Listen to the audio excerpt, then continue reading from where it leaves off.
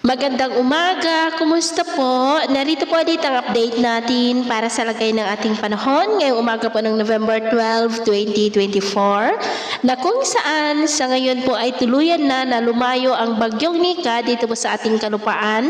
Nasa layo na po ngayon ng 156 km west ng Batac, Ilocos Norte.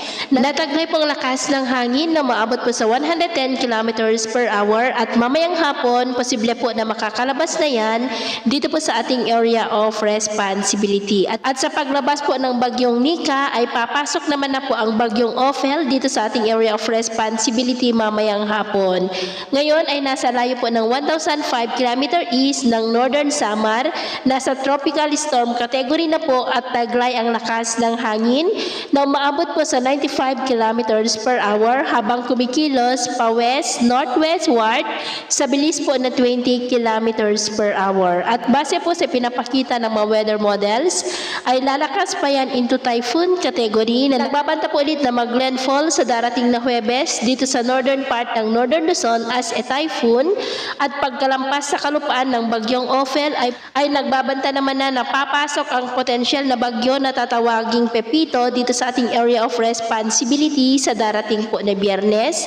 Nabanta pa rin dito sa Northern Luzon pero paalala lamang po na posible pa na magbago ang forecast na ito. Kaya patuloy po tayong mag-antabay sa mga susunod po na updates lalo na at nasa malayo pa ang mga bagyo na kasunod ng bagyong Sinika.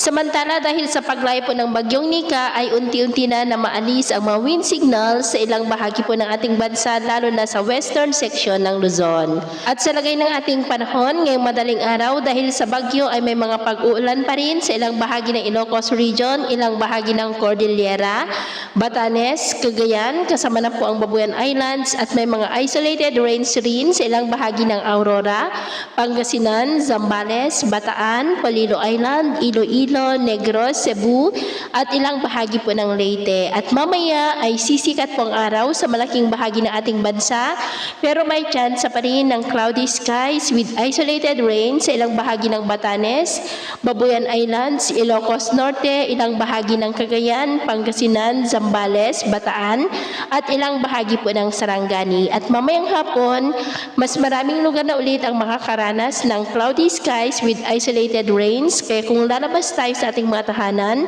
ay ugaliin naman po natin lagi ang magdala ng kahit na anong panangga natin sa init ng araw at proteksyon na rin po sa mga biglaang buhos ng ulan. At sa atin naman pong mga baybayin, iwasan na muna natin ang papalaot sa kanlurang baybayin po ng Ilocos Region at Babuyan Islands maging sa Batanes Seaboard, lalo na po sa ating mga kababayan na mangingisda na gumagamit ng maliliit na bangka dahil ang mga alon po dyan ay posible pa rin na aabot hanggang po sa 3 to 7 meters height. Dulot pa rin po ng bagyong Nika kaya hanggat maaari ay iwasan na muna natin ang papalaot dyan sa mga may kulay pula para mas makaiwas sa mga sakunang pangkaragatan. So yun po ang latest update natin sa araw na ito.